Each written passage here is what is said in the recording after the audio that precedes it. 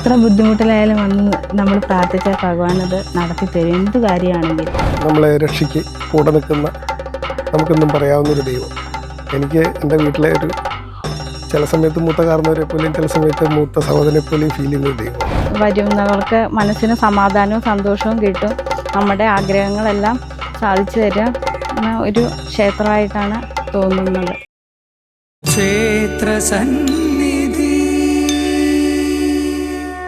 Ration card media ക്ഷേത്രസന്നിധിയുടെ എല്ലാ പ്രിയ പ്രേക്ഷകർക്കും നമസ്കാരം. നമ്മളിപ്പോൾ നിൽക്കുന്നത് കാഞ്ഞിരമറ്റം ശ്രീ മഹാദേവ ക്ഷേത്ര സന്നിധിയിലാണ്.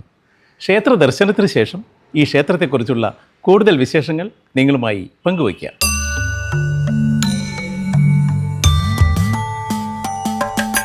ക്ഷേത്രസന്നിധിയിലമരുന്ന ഭഗവാനും ഭഗവതിയും സദാസമയവും അനുഗ്രഹം ചൊരിയുന്ന സദാസമയവും അനുഗ്രഹം ചൊരിയുന്ന ക്ഷേത്രസന്നിധി.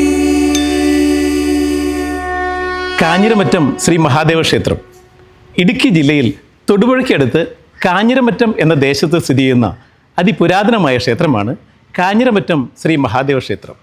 അതുമാത്രമല്ല, പരശുരാമൻ പ്രതിഷ്ഠിച്ച 108 ശിവാലയങ്ങളിൽ പെടുന്നതും ഇടുക്കി ജില്ലയിൽ പരശുരാമൻ പ്രതിഷ്ഠിച്ച ഏക മഹാദേവ ക്ഷേത്രം എന്ന പ്രത്യേകതയും ഈ ക്ഷേത്രത്തിനുണ്ട്.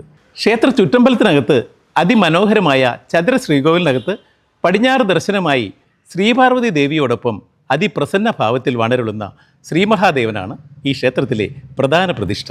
ക്ഷേത്ര ശ്രീകോവിലിനകത്ത് ശിവലിംഗ പ്രതിഷ്ഠയാണ് നമുക്ക് കാണുവാൻ കഴിയുന്നതെങ്കിലും ക്ഷേത്ര സങ്കല്പം അനുസരിച്ച് കൽപ്പവൃക്ഷ ചുവട്ടിൽ അതിപ്രസന്ന ഭാവത്തിൽ ധ്യാനത്തിലിരിക്കുന്ന ശ്രീമഹാദേവൻ്റെ വലതു തുടയിൽ ശ്രീ പാർവതി ദേവിയെ ഇരുത്തിക്കൊണ്ട് ശ്രീമഹാദേവൻ ധ്യാനം ചെയ്യുന്ന സങ്കല്പത്തിലാണ് ഇവിടുത്തെ പ്രതിഷ്ഠ.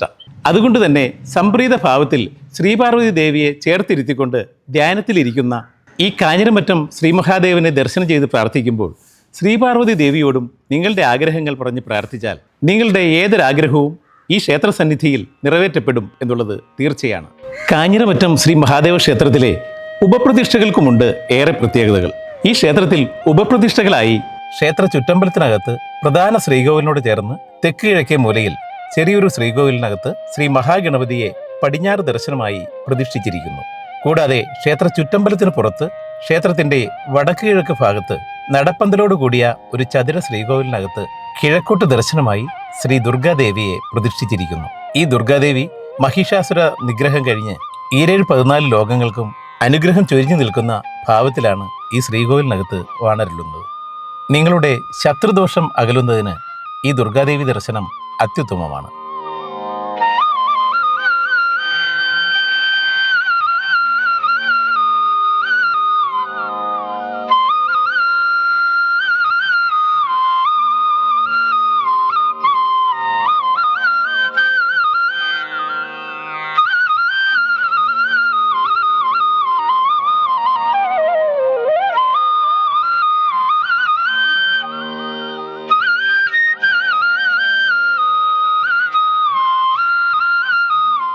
ക്ഷേത്രത്തിൻ്റെ തെക്കേ മുറ്റത്ത് പ്രദക്ഷിണ വഴിയോട് ചേർന്ന് നടപ്പന്തലോട് കൂടിയ ഒരു ശ്രീകോവിലിനകത്ത് പടിഞ്ഞാറ് ദർശനമായി ശ്രീ ധർമ്മശാസ്താവിനെ പ്രതിഷ്ഠിച്ചിട്ടുണ്ട്. ഈ ശാസ്താവ് വലതു കൈയിൽ അമൃതകലശവുമായി ഇരിക്കുന്ന അമൃതകലശ ശാസ്താ സങ്കല്പത്തിലാണ് ഇവിടെ കുടിയിരിക്കുന്നത്. നിങ്ങളുടെ രോഗദുരിതങ്ങളും മാറാവ്യാധികളും അകലുന്നതിന് ഈ ശാസ്താവിനെ ദർശനം ചെയ്ത് പ്രാർത്ഥിക്കുക.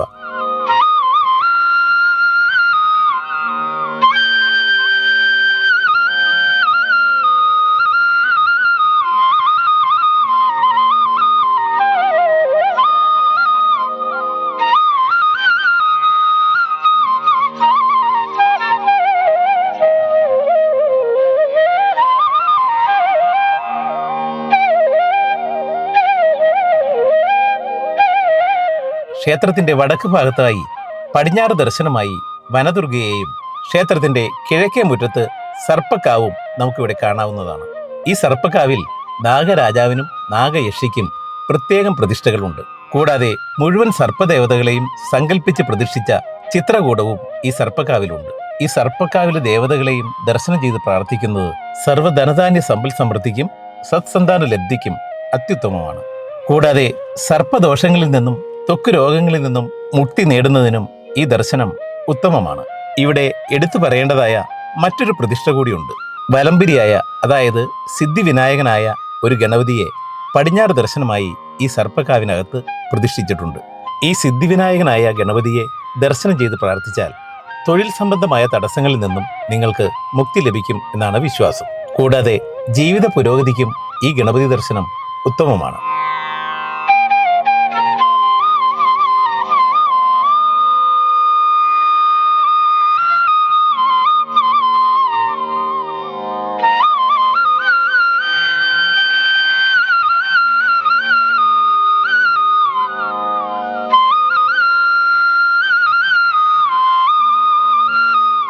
കാഞ്ഞിരമറ്റം ശ്രീ മഹാദേവ ക്ഷേത്രവുമായി ബന്ധപ്പെട്ട് ശ്രീ മഹാദേവന്റെ നേരഭിമുഖമായി തൊടുപുഴയാറ് വടക്കോട്ട് ഒഴുകുന്നത് നമുക്കിവിടെ കാണാവുന്നതാണ്. ഈ തൊടുപുഴയാറിന്റെ കരയിൽ ആൽമരത്തണലിൽ പുഴയിൽ തന്റെ പാദങ്ങൾ നനച്ചുകൊണ്ട് പ്രകൃതിയോട് ഇണങ്ങി ശ്രീ മൂകാംബിൽ ദേവി ഈ പുഴയോരത്ത് കുടികൊള്ളുന്നു. ഈ ഗജലക്ഷ്മി ഭാവത്തിലുള്ള ദേവിയെ മഹാലക്ഷ്മി സങ്കല്പത്തിലാണ് ഇവിടെ ആരാധന നടത്തി വരുന്നത്. വിശേഷ ദിവസങ്ങളിൽ മാത്രമാണ് ഭക്തർക്ക് ഈ മൂകാംബിൽ ദേവി സന്നിധിയിലേക്ക് പ്രവേശനം അനുവദിക്കുകയുള്ളൂ. അങ്ങനെ വളരെ പ്രത്യേകതകൾ നിറഞ്ഞ, വൈവിധ്യം നിറഞ്ഞ, അനുഗ്രഹം ചൊരിയുന്ന ഉപപ്രതിഷ്ഠകളാണ് ഈ കാഞ്ഞിരമറ്റം ശ്രീമഹാദേവ ക്ഷേത്രത്തിലുള്ളത്. നമസ്തേ, ഞാൻ പെരിയവന വാസവൻ നമ്പൂരി. ഈ ക്ഷേത്രത്തിൽ 16 വർഷമായിട്ട് മേശാന്തിയായിട്ട് ജോലി ചെയ്യുന്നു. പടിഞ്ഞാറേക്ക് ദർശനമായിട്ടുള്ള 108 ശിവാലയത്തിൽപ്പെട്ട മഹാദേവ ക്ഷേത്രമാണ്. ഇപ്പോൾ ഇവിടെ 4:50 ആകുമ്പോഴേക്കും തീർത്ഥക്ഷേത്രങ്ങളിൽ പ്രധാനപ്പെട്ടതാണ്.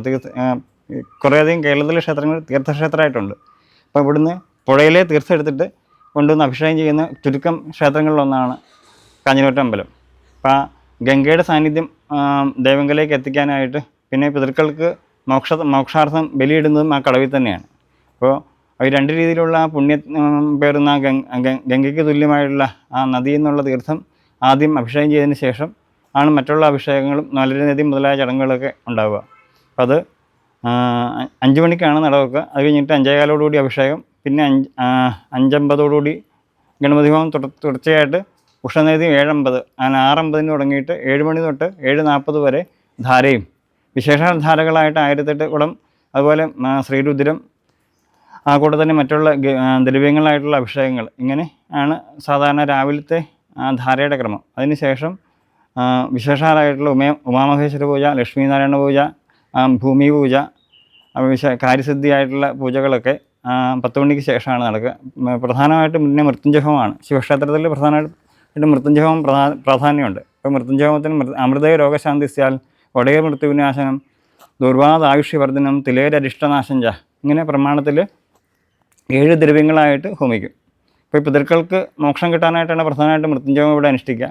അപ്പോൾ ശംഖാഭിഷേകം, ഇത് രണ്ടും ഈ അനേകം അസുഖങ്ങളെ കൊണ്ട് വലഞ്ഞ്, ദുരിതങ്ങളെ കൊണ്ടൊക്കെ വലഞ്ഞ് വ്യാധികളായിട്ട് കിടക്കുന്ന ആൾക്കാർക്കൊക്കെ ഈ ശംഖാഭിഷേകം ചെയ്യുമ്പോഴും ഈ മൃത്യുഞ്ജയവും കഴിക്കുമ്പോഴും പുഷ്പാഞ്ജലി കഴിക്കുന്ന സമയത്ത് മോക്ഷം കിട്ടാറുണ്ട്. പ്രധാനമായിട്ട് ആ മോക്ഷം തേടി വരുന്ന ആൾക്കാരാണ് ഇവിടെ. വെളിപ്പുറത്തപ്പൻ എന്നൊരു പേരുമുണ്ട് തീർച്ചയായിട്ടും. അതിന് പിന്നെ 11 അരയോട് കൂടിയിട്ട് ഉച്ചപൂജയും 11:45 ശേഷം നടയടയ്ക്കൽ, ഇത്രയാണ് പ്രധാനം. ഇവിടെ തന്ത്ര സ്ഥാനത്ത് ഇരിങ്ങാലക്കുട മണക്കാട്ടില്ലത്ത് പരമേശ്വരൻ നമ്പൂതിരിപ്പാടാണ്. അദ്ദേഹമാണ് ഇപ്പോൾ താന്ത്രിക വൃത്തി ചെയ്തു വരിക. ഈ പിതൃക്കളെ നോക്കിയിരിക്കുന്ന ദേവനായതുകൊണ്ടാണ് ഈ പിതൃക്കൾക്ക് ബലി ശിവരാത്രിക്കും കർത്തവാവിനും അനേക ലക്ഷം ആൾക്കാർ വന്ന് ബലിയിടുന്ന ക്ഷേത്രമാണ്. ഇനി കാഞ്ഞിരമറ്റം ശ്രീ മഹാദേവ ക്ഷേത്രത്തിലെ വിശേഷ ദിവസങ്ങളെക്കുറിച്ച് പറയാം. ഈ വിശേഷ ദിവസങ്ങളിൽ ഏറെ പ്രാധാന്യത്തോടെ ആഘോഷിക്കുന്നത് മഹാശിവരാത്രിയാണ്. മഹാശിവരാത്രി ഇവിടെ അതിഗംഭീരമായിട്ടാണ് ആഘോഷിച്ചു വരുന്നത്. ഈ ശിവരാത്രിയോടനുബന്ധിച്ച് ഈ ക്ഷേത്രത്തിൽ നടത്തി വരുന്ന അതിവിശിഷ്ടമായ ഒരു ചടങ്ങാണ് ശിവരാത്രി വിളക്ക്. ഈ ശിവരാത്രി വിളക്ക് അന്നേ ദിവസം രാത്രി 12 മണിക്കാണ് നടത്തപ്പെടുന്നത്. അതുമാത്രമല്ല, അന്നേ ദിവസം ഭക്തജനങ്ങൾ ഭഗവത് പ്രീതിക്കായി ഭസ്മക്കാവടി അഭിഷേകവും ശയനപ്രദക്ഷിണവും വഴിപാടായി സമർപ്പിച്ചു വരുന്നു. മഹാശിവരാത്രി നാളിൽ പരശുരാമൻ പ്രതിഷ്ഠിച്ച 108 ശിവാലയങ്ങളിൽ ഒന്നിൽ ദർശനം നടത്തുന്നത് ശ്രേയസ്കരമാകയാൽ ഈ ക്ഷേത്രത്തിൽ ശ്രീമഹാദേവനെ ദർശനം ചെയ്യുന്നതിനും ബലിതർപ്പണത്തിനുമായി നിരവധി ഭക്തജനങ്ങൾ ഈ ക്ഷേത്രത്തിൽ എത്തിച്ചേരുന്നു. ക്ഷേത്രക്കടവിൽ രാത്രി 12 മണിക്ക് ശേഷമാണ് പിതൃബലി തർപ്പണത്തിന് ആരംഭം കുറിക്കുന്നത്. ഈ പിതൃബലി തർപ്പണം ഉച്ചവരെ നീണ്ടു നിൽക്കാറുണ്ട്. അത്രയേറെ ഭക്തജനങ്ങളാണ് അന്നേ ദിവസം ഈ ക്ഷേത്രത്തിൽ എത്തിച്ചേരുന്നത്.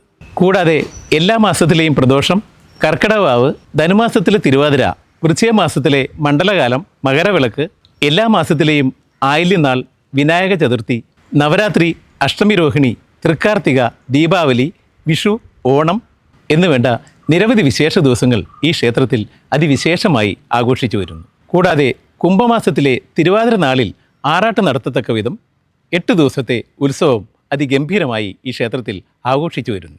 ഈ വിശേഷ ദിവസങ്ങളിലെല്ലാം തന്നെ നാടിൻ്റെ നാനാഭാഗങ്ങളിൽ നിന്നും നിരവധി ഭക്തജനങ്ങൾ ഈ ക്ഷേത്രത്തിൽ എത്തിച്ചേരുന്നു.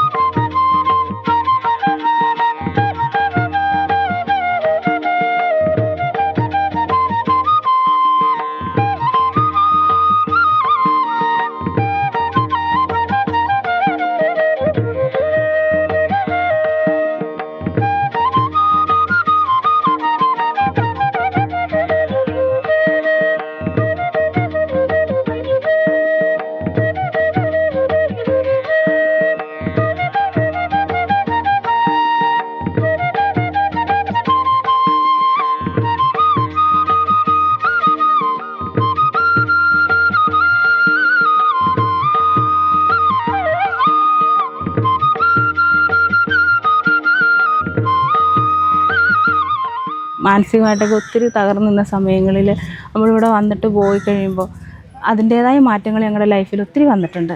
ജീവിതത്തിൽ നമ്മളിങ്ങനെ ഒത്തിരി കഷ്ടപ്പെട്ട് പണിയൊക്കെ കുറഞ്ഞു നിന്ന സമയങ്ങളിൽ നമ്മളിവിടെ വന്ന് പ്രാർത്ഥിച്ച് വഴിപാടുകൾ ചെയ്ത് പണിയൊക്കെ ഹസ്ബൻഡിന് പണിയൊക്കെ ആയി അങ്ങനെയൊക്കെ ഉള്ള അനുഭവങ്ങളുണ്ടായിട്ടുണ്ട്.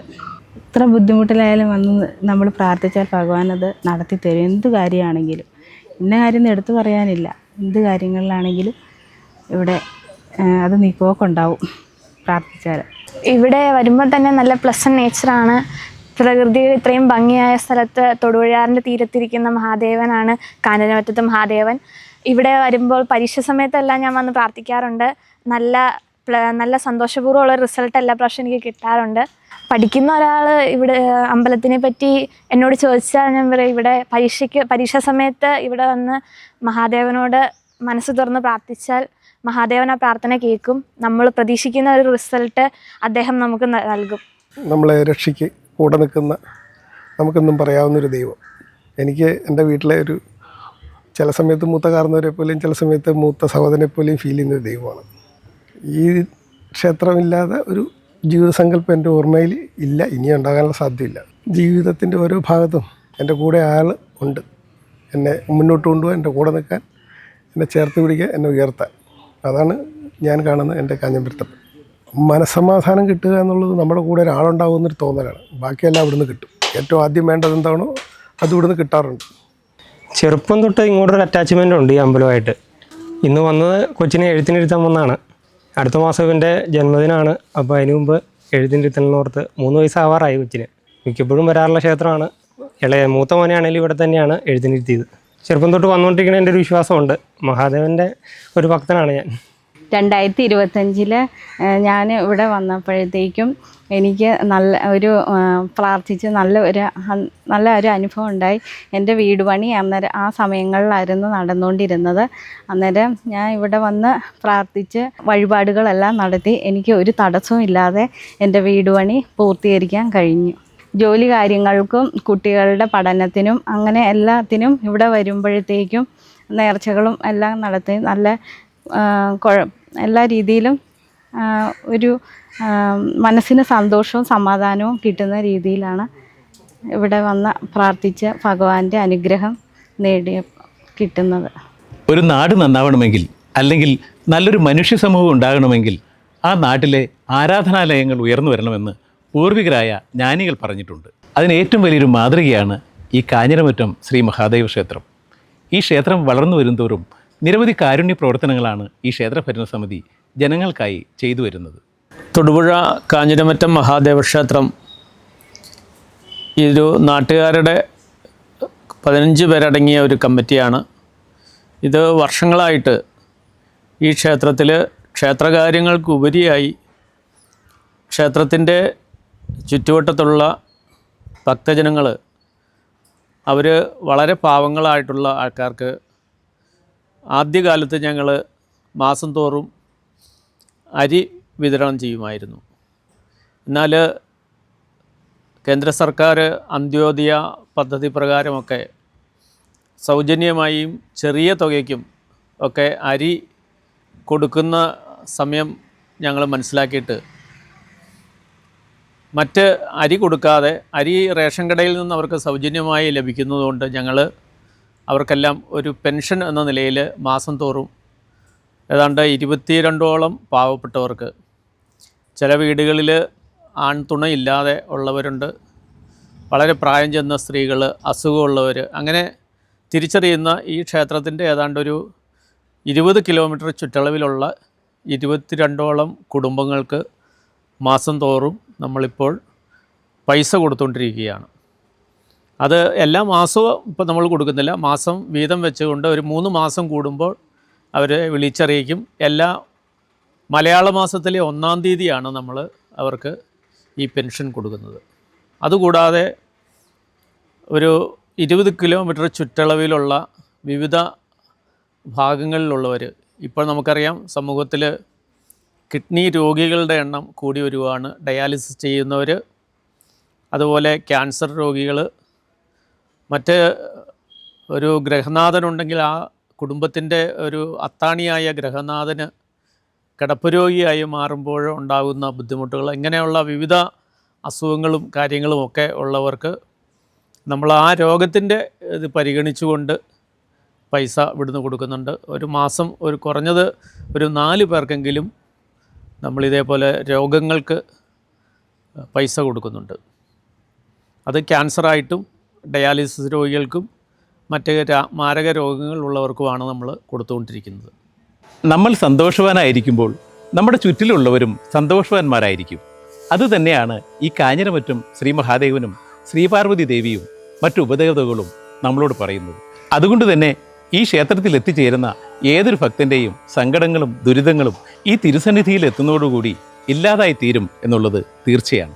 ആയതിനാൽ ഈ കാഞ്ഞിരമറ്റം ശ്രീ മഹാദേവ ക്ഷേത്രത്തിൽ ഒരിക്കലെങ്കിലും വന്ന് ദർശനം ചെയ്ത് ഈ മഹാദേവ പാർവതി ഉപദേവതകളുടെ അനുഗ്രഹത്തിന് പാത്രീഭൂതരാകുവാൻ നിങ്ങൾക്കും ഭാഗ്യമുണ്ടാകട്ടെ എന്ന് പ്രാർത്ഥിച്ചുകൊണ്ട് കാഞ്ഞിരമറ്റം ശ്രീ മഹാദേവൻ്റെയും ശ്രീപാർവതി ദേവിയുടെയും മറ്റു ഉപദേവതകളുടെയും സർവാനുഗ്രഹങ്ങളും വാങ്ങി ക്ഷേത്രസന്നിധി ഈ പുണ്യഭൂമിയിൽ നിന്നും വീണ്ടും ജൈത്രയാത്ര തുടരുന്നു.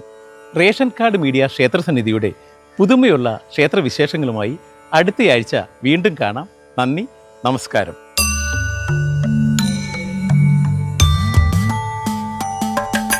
ക്ഷേത്രസന്നിധിയിലമരുന്ന ഭഗവാനും ഭഗവതിയും സദാസമയവും അനുഗ്രഹം ചൊരിയുന്ന, സദാസമയവും അനുഗ്രഹം ചൊരിയുന്ന ക്ഷേത്രസന്നിധി